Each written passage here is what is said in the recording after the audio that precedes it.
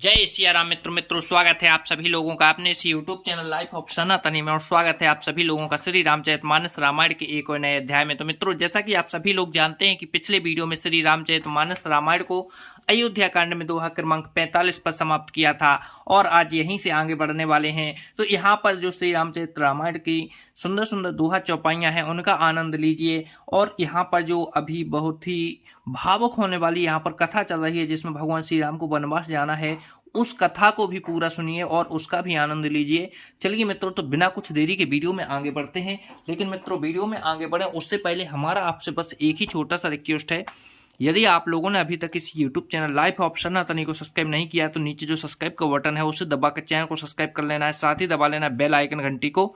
चलिए मित्रों, बिना कुछ देरी के वीडियो में आगे बढ़ते हैं। जय सिया राम। मंगल समय स्नेह बसे सोचे परिहरई तात आयसुदेय हरस हिये कहीं पुल के प्रभुगाते। है पिताजी, इस मंगल के समय स्नेह बस होकर सोच कर न छोड़ दीजिए और हृदय में प्रसन्न होकर मुझे आज्ञा दीजिए। यह कहते हुए प्रभु श्री रामचंद्र जी सर्वांग पुलकित हो गए। धन्य जन्म जगती तलतासु पितहि प्रमोद चरत सुन जासु चारि पदार्थ कर तलता के प्रिय पे तुमातु प्राण समझा के। उन्होंने फिर कहा, इस पृथ्वी तल पर उसका जन्म धन्य है जिसके चरित्र सुनकर पिता को परम आनंद हो, उस जिसको माता पिता प्राणों के समान प्रिय हैं। चारों पदार्थ अर्थ धर्म काम मोक्ष उसके कर तलगत मुट्ठी में रहते हैं। आयसु पाल जन्म फल पाई ये हूँ बेगही हो रजाई बिदा माँ तो सन आबऊ मांगी चले हूँ बनही बहू रे पग लागी। आपकी आज्ञा पालन करके और जन्म का फल पाकर मैं जल्दी ही लौट आऊंगा, अतः कृपया आज्ञा दीजिए। माता से विदा मांग आता हूँ, फिर आपके पैर लगकर प्राण प्रणाम करके वन को चलूंगा। अस कह राम गबन तब कीन्हा भूप शोक सब उतर न दीन्हा नगर व्याप गई बात सुती छी छुअत चढ़ी जनु तबे सबे तन बीछी।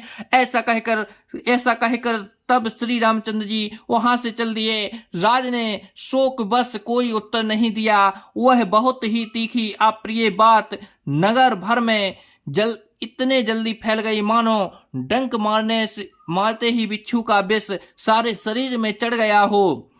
सुन भय बिकल सकल नर नारी बैल बिटप जिम देख दुआरी जो जह सो नहीं धो नहीं सिर सोई बड़ बिसादो नहीं धीरज होई। इस बात को सुनकर सब स्त्री पुरुष ऐसे व्याकुल हो गए जैसे दावानल वन में आग लगी देखकर बैल और वृक्ष मुरझा जाते हैं। जो वहां सुनता है वह वहीं सिर धुनने पीटने लगता है। बड़ा विषाद है, किसी को धीरज नहीं बंधता। मुख सुखाहि लोचन स्त्रवहि शोक न हृदय समाई मनहु करुण रस कटे कई उतरी अवधि बजाई। सबके मुख सूख जाते हैं, आंखों से आंसू बहते हैं, शोक हृदय में नहीं समाता मानो कौड़ा रस की सेना अवध पर डंका बजाकर उतर आई हो। मिलहि माज विधि बात बेगारी जह तह देह के कई गारी यह पाप नहीं बुझी का परेऊ छाई भवन पर पावक धरेऊ। सब मेल मिल गए थे, सब संयोग ठीक हो गए थे। इतने में ही विधाता ने बात बिगाड़ दी। जहां तहां लोग कैकई को गाली दे रहे हैं। इस इस पापिन को क्या सूझ पड़ा जो इसने छाए घर पर आग रख दी। निज कर नयन काढ़ चहे तीखा, डारे सुधा विषु चाहत तीखा। कुटिल कठोर को बुद्धि अभागी, भय रघुवंशु बैनु बन आगी। यह अपने हाथों से अपनी आंखों को निकालकर आंखों के बिना ही देखना चाहती है और अमृत फेंककर विष रखना चाहती है। यह कुटिल कठोर दुर्बुद्धि और अभाग्नि कैकई रघुवंश रूपी बांस के बन के लिए अग्नि हो गई।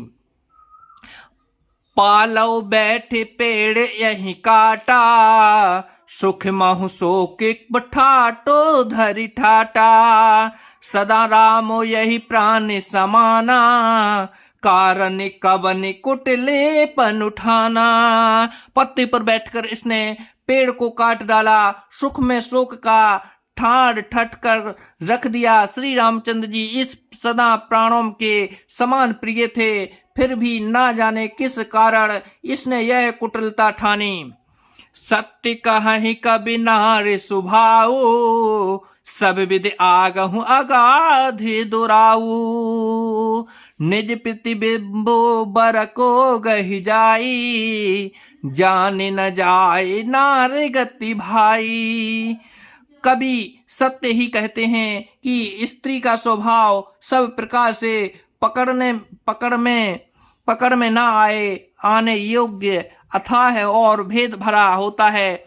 अपनी परछाई भले ही पकड़ जाए पर भाई स्त्रियों की गति चाल नहीं जानी जाती।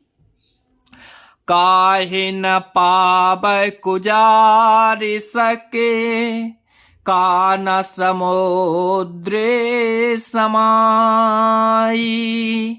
का न करई अबिला प्रबल, कहीं जगी कालो न खाई। आग क्या नहीं जला सकती, समुद्र में क्या नहीं समा सकता, अबला कहाने वाली प्रबल स्त्री जाति क्या नहीं कर सकती, और जगत में काल किसको नहीं खाता। तो जय सिया राम मित्रों, आज वीडियो को यहीं पर समाप्त करते हैं। कल के वीडियो में फिर यहीं से आगे बढ़ेंगे। जब तक के लिए जय सिया राम।